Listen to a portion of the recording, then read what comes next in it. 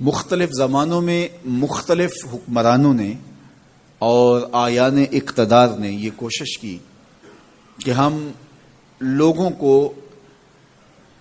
متشدد نظریات کا حامل بنائیں اور مختلف نظریات کے حاملین کو ہم ایک مذہب کا نام دے کر کے ایک معجون مرکب تیار کر لیں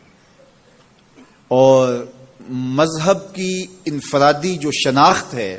اس کو ختم کر دیا جائے۔ بر صغیر پاک و ہند میں اکبر نے دین الہی کے نام سے ایک نئے دین کا ڈول ڈالا۔ ہندو، مسلم، عیسائی اور دیگر مذاہب کے ماننے والے لوگ، ان سب کو ایک ہی مذہب کی لڑی میں پرونے کے لیے دین اکبری کی بنیاد رکھی گئی، جس میں سور کو حلال قرار دیا گیا، جس میں دوسری شادی کو حرام قرار دیا گیا، کچھ شرائط کے ساتھ زنا کا جواز نکالا گیا،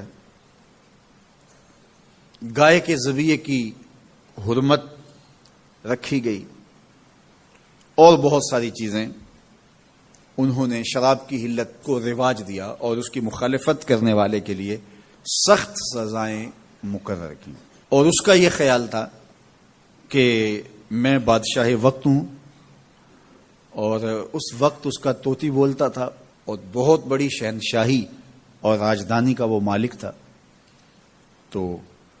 کسی کو اس کے احکام سے سرے منہ انحراف کی جرأت نہیں تھی۔ اور پھر علماء سو کا ایک گروہ اس کے ساتھ تھا، اور اس نے اس وقت اپنی پوری راجدھانی کے اندر اپنے اس دین الہی کو نافذ کر دیا اور اپنے مقابل آنے والوں کو کاٹ دیا،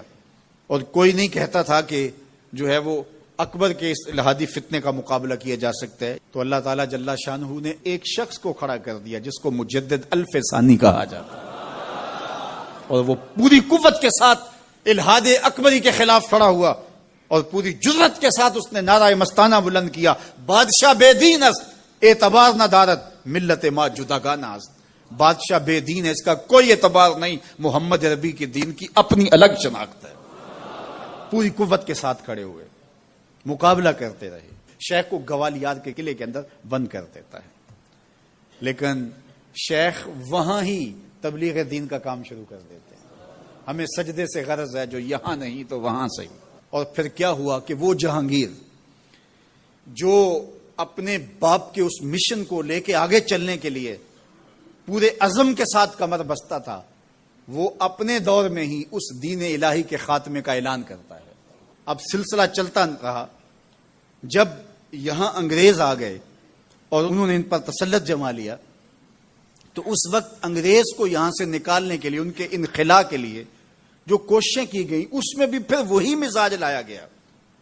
اور اینگلو انڈین علماء نے نہرو کے ساتھ کھڑے ہو کر کے، گاندھی کے ساتھ کھڑے ہو کر کے یہی نعرہ لگایا، ہندو، مسلم، سکھ، عیسائی آپس میں سب بھائی بھائی۔ وہ جو نعرہ اس نے لگایا تھا اکبر نے، وہی نعرہ یہاں لگایا گیا۔ اور اگر مجھے کہنے دیں تو دہلی کی مسجد خیر الدین کے ممبر پہ گاندھی کو بٹھایا گیا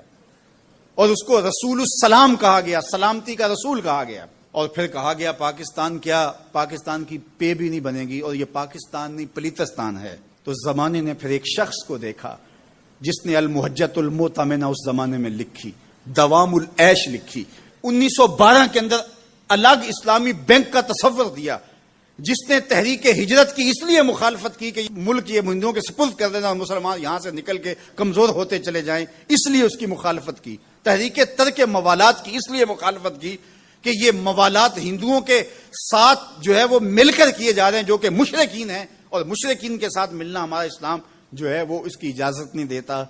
زمانہ اس شخص کا نام ڈھونڈے تو اس کا نام امام احمد رضا خان فاضل بریلوی۔ تو یہ وہ شخصیتیں تھیں جنہوں نے ملت کی پاسبانی کی، جس نے اس قوم کی فکری بنیادوں کو مستحکم کیا اور اس قوم کے لیے یہ راستے جو ہے وہ کشادہ کیے، یہ راستے بلند کیے۔ آج یہ وطن ان لوگوں کی افکار پہ کھڑا ہے، ہمیں ان کے افکار کو، ان کے نظریات کو زندہ رکھنے کے لیے عملی کوششوں اور عملی جد و جہد کا ساتھ دینا ہوگا۔